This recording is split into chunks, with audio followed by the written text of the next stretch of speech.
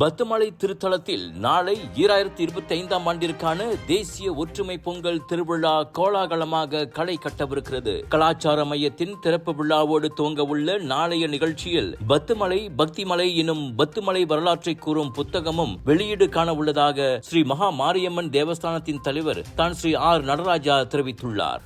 19ஆம் தேதி பத்துமலை பக்திமலை என்ற நூல் வெளியீட்டு விழா.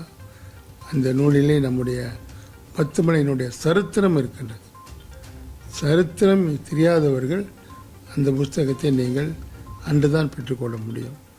அந்த புஸ்தகத்தை டான் ஸ்ரீ விக்னேஸ்வரன் மாய்கா தேசிய தலைவர் அவர்கள் வெளியீடு செய்கின்றார்கள். அதை மாய்கா தேசிய துணைத் தலைவர் டத்தோஸ்ரீ சரவணன் அவர்கள் பெற்றுக் கொடுக்கின்றார்கள். இதுதான் பத்துமலை பக்திமலை. இந்த நூலிலே நம்முடைய சரித்திரம் இருக்கின்றது. 1905 வெள்ளைக்காரர்கள் எழுதிய கடிதங்கள் இருக்கின்றது. நாம் எவ்வளவு சிரமப்பட்டு இந்த பத்துமலை நிர்மாணித்தோம் என்றதை இதில் அடங்கி இருக்கின்றது. எல்லோரும் நினைப்பது போல் யாரும் அள்ளி கொடுத்து விடவில்லை. அந்த காலத்தில் உள்ள இந்தியர்கள் தமிழர்கள் சேமித்து வாங்கியதுதான் நிலைமைலாம். அந்த புஸ்தகம்தான் இந்த புஸ்தகம்.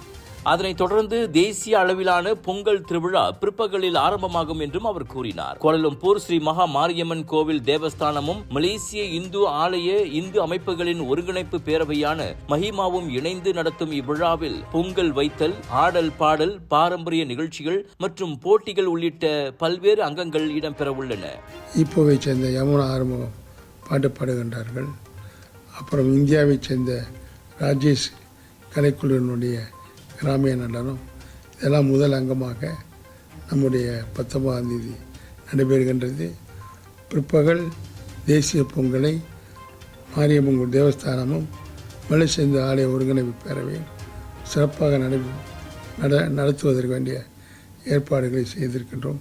பல போட்டிகளை ஏற்பாடு செய்திருக்கின்றனர். அந்த போட்டிகளெல்லாம் நீங்கள் கலந்து கொள்ளலாம். மாட்டு வண்டி கூட ஏற்பாடு செய்திருக்கின்றார்கள். நீங்கள் மாட்டு வண்டியில் கூட ஏறி இந்த பத்துமலையை சுற்றி பார்க்கலாம். இவ்விழாவில் பொதுமக்கள் திரளாக கலந்து கொண்டு சிறப்பிக்குமாறு தான் ஸ்ரீ நடராஜா அழைப்பு விடுத்திருக்கின்றார்.